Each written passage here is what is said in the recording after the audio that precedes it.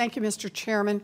As the senior senator from Massachusetts, I feel a special duty to ensure that we do everything possible to protect people from unsafe drugs. Massachusetts was home to the New England Compounding Center, the compounding pharmacy that was responsible for fungal meningitis outbreaks that killed 53 people and made 733 people sick. This outbreak was in part the result of long-standing failures in government regulation at both the state and federal levels, a lack of coordination between state and federal oversight, and a lack of clarity in the existing regulations. This unregulated industry is not a Massachusetts problem, it is a national problem.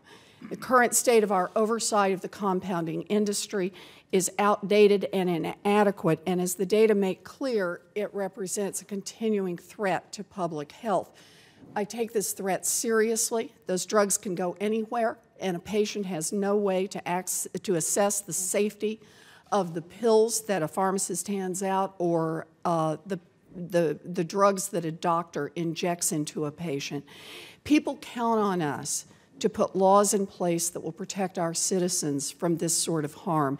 This is one of the most basic functions of regulation.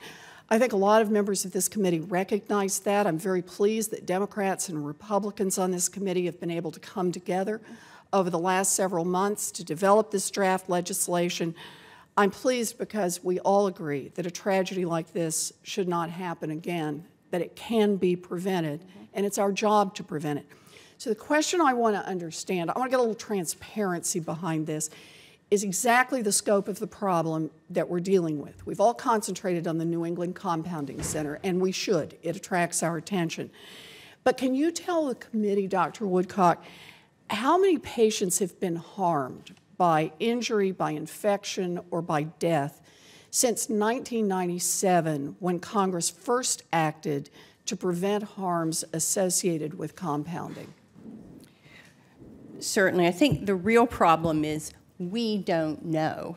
Pew, in their testimony today, has a chart of known outbreaks and known deaths going back over a decade, and also other problems such as blindness, severe injuries, and so forth from compounded products. But because we don't have an inventory or identification of these firms, and it's difficult sometimes to detect the harm at an individual level, we actually don't know. So Dr. Woodcock, if I just can though, I just want to push on a point. I very much appreciate that what you're identifying is that there are some really bad practices out there, and the assumption is those bad practices are causing illness, injury, and possibly even death. The question I wanted to know is how much, and you've told me you don't know, so why don't you know? You're the Federal Drug Administration. Why don't you know how many people have been killed from these drugs? There's no requirement right now for registration and listing, or which would be telling us who they are, where they are, and what they're making. So no one has to tell you? No. Well, what happens when you ask?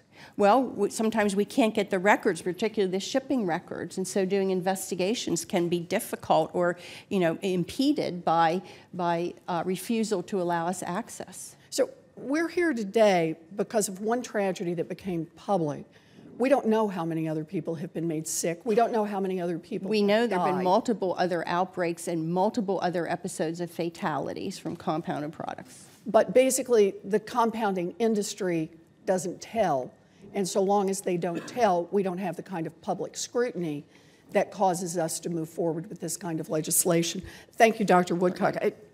I just want to say, I think it's unconscionable that we have failed to regulate this industry for so long and put the public at risk. And I'm very much committed to working with you, with everyone on this committee, to making sure that we put a stop to this. Thank you.